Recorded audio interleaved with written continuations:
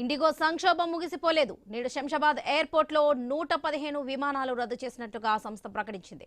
శంషాబాద్కు రావాల్సిన 54 ఇండిగో విమానాలు రద్దయ్యాయి. శంషాబాద్ నుంచి వెళ్లాల్సిన 61 సర్వీసులు క్యాన్సిల్ అయ్యాయి.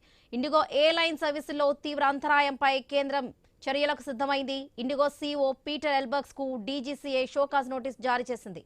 ఇండిగో సంక్షోభంపై వివరణ ఇవ్వాలని ఆదేశించింది. ప్రణాళిక పర్యవేక్షణ లేకపోవడంపై చర్యలు ఎందుకు తీసుకోకూడదో చెప్పాలని కోరింది కేంద్రం. 24 గంటల్లో సమాధానం ఇవ్వాలని నోటీసులో స్పష్టం చేసింది. ఇండిగో సర్వీసుల అంతరాయాలపై సంస్థ సీఈఓ పీటర్ ఎల్బర్గ్ సీనియర్ అధికారులతో పౌర విమానయాన శాఖ మంత్రి రామ్మోహన్ నాయుడు సమావేశం నిర్వహించారు. తాజా పరిస్థితులపై సమీక్షించారు. విమాన కార్యకలాపాలను సాధారణ స్థితికి పునరుద్ధరించడమే తక్షణ ప్రాధాన్యమని, టికెట్ల డబ్బును వెంటనే తిరిగి చెల్లించేలా చూడాలని సంస్థను ఆదేశించారు.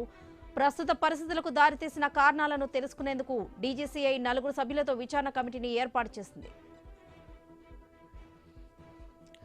సిబ్బంది కొరత కారణాలతో కొన్ని రోజులుగా దేశవ్యాప్తంగా ఇండిగో విమానాల రాకపోకలకు తీవ్ర అంతరాయం ఏర్పడింది. శుక్రవారం దాదాపుగా 16 విమానాలు రద్దు చేశారు. నిన్న 800 సర్వీసులు రద్దయ్యాయి. వేలాది మంది ప్రయాణికులు ఇక్కట్లు పడుతున్నారు. రైట్, ఇదే విషయానికి సంబంధించి పూర్తి అప్డేట్స్ మా ప్రతినిధి ప్రవీణ్ అందిస్తారు. ప్రవీణ్, అయితే ఇండిగో విమాన సంక్షోభం ఈ రోజు కూడా కంటిన్యూస్ గా కొనసాగుతుంది.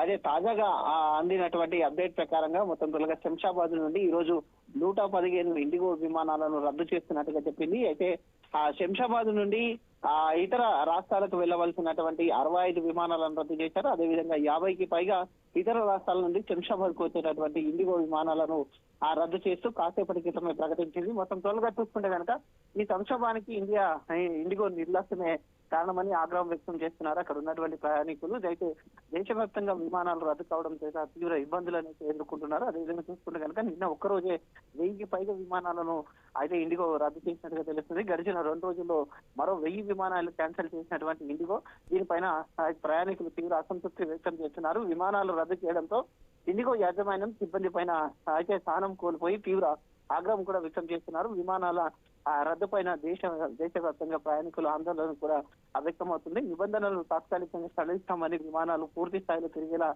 చేయాలని ఇండియాను అభ్యర్థించినది డీజీసీ అభ్యర్థించింది. అదేవిధంగా ఏ రంగంలోనైనా 1-2 రోజు